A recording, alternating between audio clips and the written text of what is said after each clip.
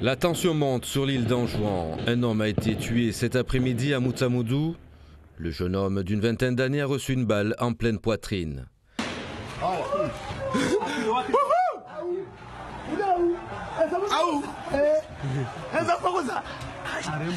Quelques heures auparavant, une autre personne était gravement blessée au bas-ventre par une balle.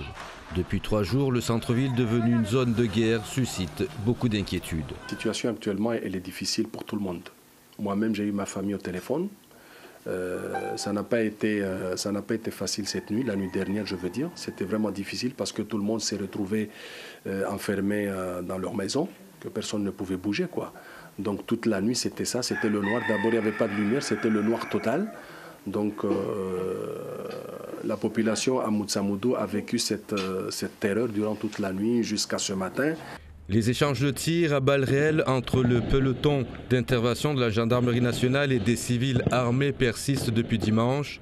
Une situation difficile pour de nombreuses familles prises entre deux feux dont elles ne voient pas d'issue pour l'instant.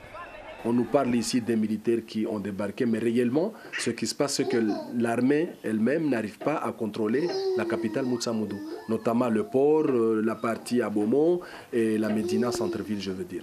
Inquiet, cet homme réfugié politique à Mayotte suit heure après heure l'évolution des combats entre civils et militaires sur l'île d'Anjouan. Il espère un cessez-le-feu et une médiation le plus tôt possible. Je pense que ça serait la solution la plus sage parce que je ne vois pas un militaire anjouanais qui va accepter de tirer sur des civils anjouanais, encore moins un militaire moutsamoudien qui va faire la même chose face à un civil moutsamoudien. Hein.